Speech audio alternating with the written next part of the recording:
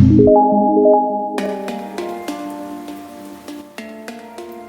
Dear friends, आज हम बात करते हैं पर्सनल इश्यूज को लेकर के कि इनकी वजह से हमारे करियर में क्या उतार चढ़ाव आते हैं या हमारी चल रही जिंदगी कैसी हो जाती है। जी हाँ, आज हम बताएंगे कि निजी मुद्दे क्या होते हैं और उन्हें कैसे संभाला जाए और काम में व्यावसायिकता को कैसे मेंटेन करके रखा जाए। क्योंकि कई बार होता है ना, पर्सनल इश्यूज की वजह से हम इतने डिस्टर्ब हो जाते हैं कि प्रोफेशनलिटी मेंटेन नहीं कर पाते। और ये जो आज मैं बताने वाला हूँ ना, ये डेटा सिर्फ मेरा नहीं बल्कि वेबसाइट इंडीड और great writers, researcher and subject matter expert जो कि व्यक्तिगत समस्याओं पर कुछ खास टिप्स देते हैं। और मैं आपको बता दूं, ये वीडियो आपके करियर के लिए, आपकी लाइफ के लिए बहुत ही बढ़िया होने वाली है। कई तरह के निजी मुद्दे आपके काम की प्रदर्शन क्षमता पर असर डाल सकते हैं, जबकि करियर दुर्घटनाओं का सामान्य रूप से सामना करना स्वाभाविक और समझदारी है।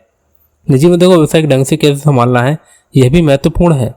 काम के दौरान निजी मामलों को उचित और प्रभावी तरीके से संभालने की समझ आपकी प्रदर्शन क्षमता को अनुकूल बनाने, आपके व्यावसायिक संबंधों को सुधारने और एक बेहतर काम जीवन संतुलन को बनाए रखने में मदद करती है। एक व्यक्तिगत मुद्दा आपके जीवन में कुछ ऐसा होता है जो आपको अपने काम पर ध्यान केंद्रित करने और अच्छी तरह से प्रदर्शन करने में कठिनाई पैदा कर सकता है। व्यक्तिगत मुद्दे पारिवारिक मामलों, स्वास्थ्य समस्याओं या वित्तीय चिंताओं से जुड़े हो सकते हैं। ये जीवन बदलने वाली घटनाओं जैसे गर्भावस्था या परिवार में किसी की मृत्यु भी शामिल हो सकते हैं। यदि व्यक्तिगत समस्याओं को अनदेखा या गलत तरीके से संभाला जाए तो वे आपके काम के प्रदर्शन पर नकारात्मक प्रभाव डाल सकते हैं। इसके अपोजिट, जो कर्मचारी या कोई भी नौकरी करने वाले व्यक्ति व्यवस्थित तरीके से अपनी व्यक्तिगत समस्याओं को काम के स्थान पर संभाल सकते हैं, तो वे अपने काम के आचरण को अनुकूल बनाने, अपने सहयोगियों के साथ संबंध को सुधारने, उनका कम्युनिकेशन बहुत अच्छा होता है उस टाइम भी, अंतिम समय निर्धारण को पूरा करने और अपने प्रदर्शन की गुणवत्ता को बनाए रखने में सक्षम हो सकते हैं।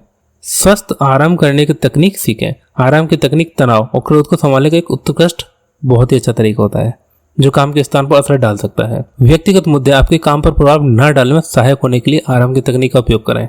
यहाँ कुछ तकनीक हैं जो आपको आजमाने के लिए हैं। जी हाँ, मैं आपको बहुत ही अच्छी स्ट्रेटेजीज बताने वाला हूँ। प्रतिक्रिया देने से पहले हमेशा सोचें, क्योंकि हर एक्शन पर ना रिएक्शन होता है। जब व्यक्तिगत और काम संबंधित मुद्दे आपको तनाव में डालते हैं ना, जब आप किसी व्यक्तिगत या काम संबंधित मुद्दे से खुद को तनाव में डाल लेते हैं, तो हो सकता है कि उस समय आपके मुंह से कुछ उल्टा सीधा निकल जाए या आप कुछ गलत कर बैठे। इसलिए उस समय किसी भी एक्शन का रिएक्शन देने से पहले विषय को सोचने के लिए समय लें। एक्सरसाइज। जी हाँ, शारीरिक गतिविधियां तनाव को कम करने में मदद कर सकते हैं। जैसे जब आप अपने क्रोध या नाराजगी को बढ़ते हुए महसूस करते हैं तो जॉगिंग, तेज चलना या अन्य सरल व्यायाम गतिविधियों के लिए जाएं। समाधान ढूंढें। जो चीजें आपको परेशान करती हैं उन पर ध्यान केंद्रित करने के बजाय समाधान ढूंढें। उदाहरण के लिए, अगर घर की समस्या आपको समय पर काम पर न आने दे रही हो तो आप अपने आगमन के समय के अनुसार बैठकर अनुसूचित कर सकते हैं। लोगों को दोष देने के बजाय जब कुछ गलत होता है अपनी जिम्मेदारी को विचार करें।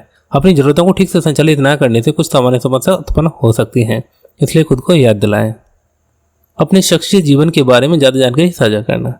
जी हाँ दोस्तों, व्यक्तिगत से जुड़ी समस्याओं से काम पर टकराव उत्पन्न हो सकता है। आपके प्रबंधक, आपके सहयोगी और ग्राहक केवल उन जानकारियों के बारे में जानते हैं जो आप साझा करते हैं। केवल उन विवरणों को साझा करें जो आपके सहयोगी या अन्य पेशेवर को जानने के लिए आवश्यक हो, न कि अपनी हर डिटेल।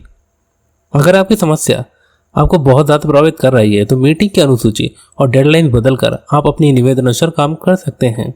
उदाहरण के लिए, किसी परिजन के निधन के समय कुछ दिन की छुट्टी लेने से आप अपने काम को सहज बना सकते हैं। अगर आप बिना छुट्टी लिए काम करते रहेंगे तो इससे आपकी प्रोडक्टिविटी कम हो जाएगी। जी हाँ, कई बार कुछ ना करना भी बहुत कुछ हो जाता है और बहुत फायदेमंद हो जाता है। जरूरी नहीं कि हर समय कुछ ना कुछ करते रहें। कई बार आराम करना या कुछ ना करना बहुत फायदेमंद सिद्ध होता है। वास्तविक उद्देश्य। जी हाँ, जब आप किसी भावनात्मक स्थिति या निजी तनाव से गुजर रहे होते हैं तो आप अपने आम स्तर की तुलना में अच्छा प्रदर्शन नहीं कर पाते हैं। आपके द्वारा निर्धारित लक्ष्य को पूरा नहीं कर पाना आपके तनाव को बढ़ा सकता है और समस्या को भी। इससे बचने के लिए अपने लक्ष्यों को दोबारा मूल्यांकन करने और जरूरत के अनुसार समायोजित करने के लिए कुछ समय निकालें। वास्तविक लक्ष्य बनाना और उन्हें पूरा करना आपके मूड और दृष्टिकोण को सुधारने में मदद कर सकता है। ऐसी स्थिति में एक और खास बात, लोगों के लिए मान सम्मान बनाए रखें। तनाव में होने पर आप अपने सहयोगियों के साथ बिना सोचे समझे बातें करने और उन पर ताने मारने की संभावना बढ़ जाती है।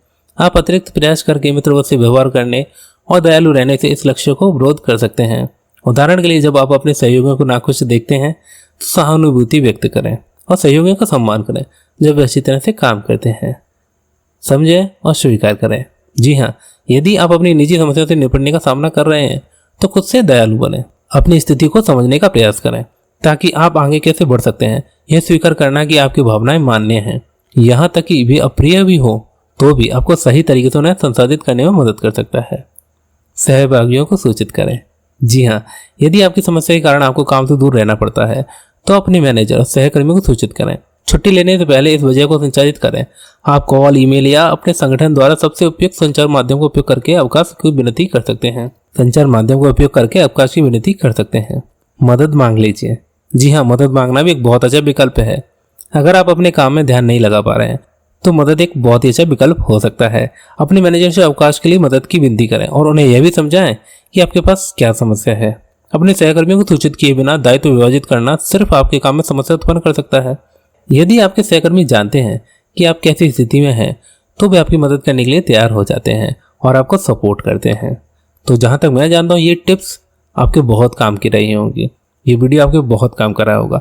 अगर ये वीडियो, ये थॉट्स, ये विचार, ये एनालिटिक्स आपको समझ आया हो और आपके लिए बेहतर रहा हो तो इस वीडियो को एक बार रिपीट भी देख सकते हैं ताकि ये चीज़ आपको रिमाइंड हो और रिकॉल हो।